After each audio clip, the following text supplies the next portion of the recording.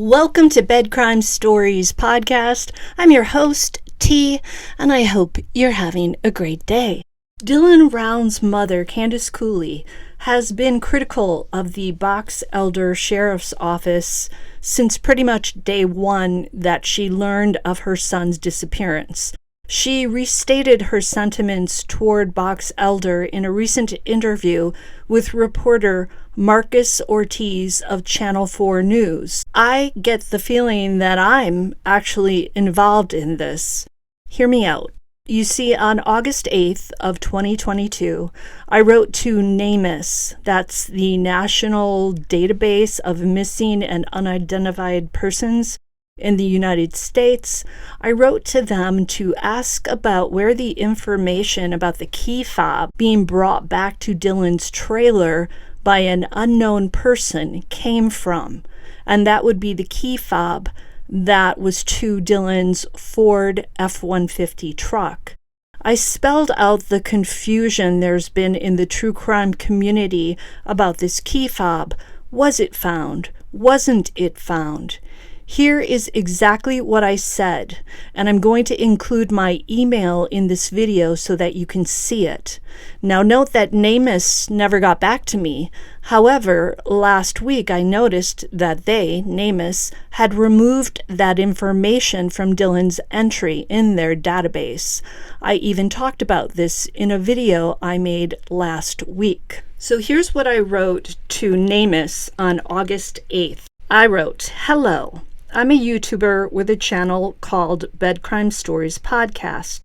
There is much confusion in the true crime community about the key fob to Dylan's burgundy F-150 truck. In the NAMUS entry for him, it says, Dylan's vehicle was found at his residence and later processed as evidence.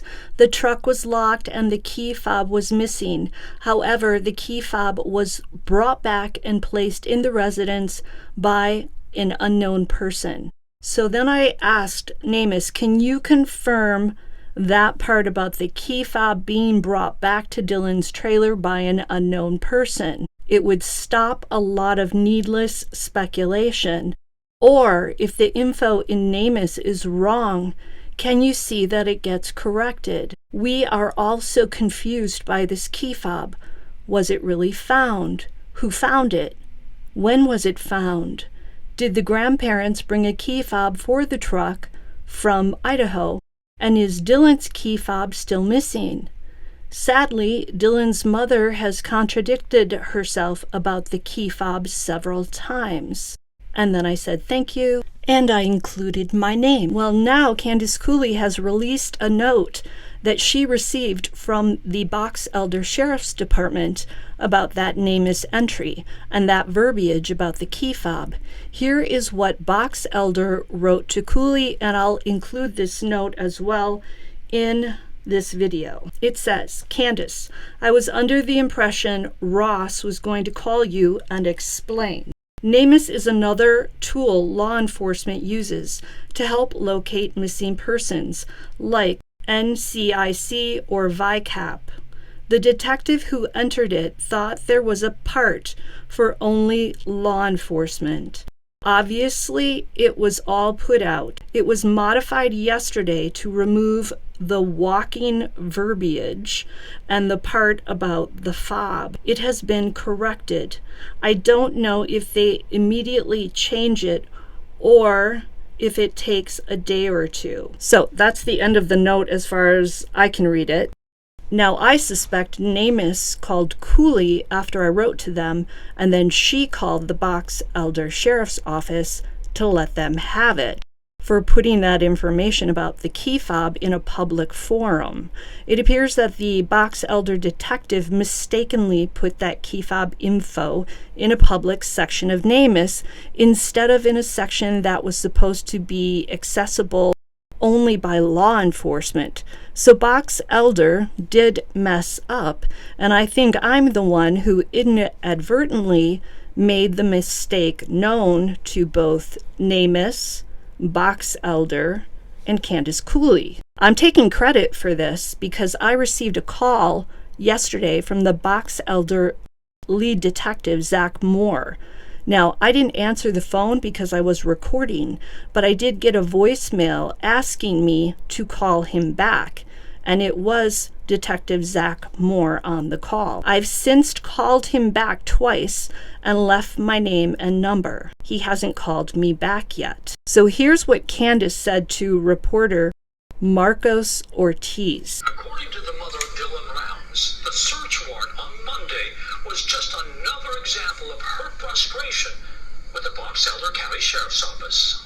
Box Elder is still lead, and they don't communicate with us. They don't tell us anything.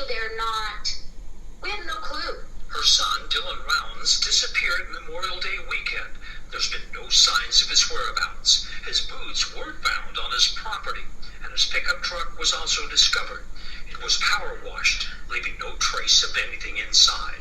Box Elder County Sheriff's named James Brenner, a suspect in his disappearance. He remains in jail. His property, which sits near the town of Montello, Nevada, was searched Monday by authorities. We have talked to them about this property since week number 2, and we were basically told it's of no concern. Tuesday, the Elko County Sheriff's Office posted they assisted Box Elder in searching Brenner's property, but no items of interest or evidence was discovered on the property during the search. So Candice Cooley is deeply distressed over Box Elder's lack of communication with her, and I'm assuming Justin Rounds, and for their mishandling of information, namely their mishandling right now about this information about the key fob, and also perhaps about why it took them so long to check out Jim Brenner's own property. Cooley has since asked for the Box Elder Sheriff's Office to step down and let the state of Utah and the FBI take the lead in Dylan's investigation. Now, let me just say that I had no idea my query to NAMUS was going to stir up trouble for anyone. I was just trying to clarify information, trying to stop some of the needless speculation. I'm upset to hear that that information was never supposed to be shared with the public. I agree with Cooley that such a mistake by the Box Elder detectives is something that can be referred to as mishandling of information. On the other hand, I have to say that detectives are also human beings, and they are also fallible. Until the next time on Bed Crime Stories. Now, please hit that like button for God's sakes. I am definitely working hard over here, as you can see from these emails and the trouble I seem to have stirred up. I think I deserve some credit for that. And maybe even a super thanks in the comments. It's all about the lack of transparency. According to the mother of Dylan Rounds, the search warrant on Monday was just another example of her frustration with the Box Elder County Sheriff's Office. Box Elder is still lead, and they don't communicate with us. They don't tell us anything. We have no clue. Her son, Dylan Rounds, disappeared Memorial Day weekend. There's been no signs of his whereabouts. His boots were found on his property, and his pickup truck was also discovered. It was power washed, leaving no trace of anything inside. Box Elder County Sheriff's named James Brenner, a suspect in his disappearance. He remains in jail. His property, which sits near the town of Montello, Nevada, was searched Monday by authorities. We have talked to them about this property since week number 2, and we were basically told it's of no concern. Tuesday, the Elko County Sheriff's Office posted they assisted Box Elder in searching Brenner's property, but no items of interest or evidence was discovered on the property during the search.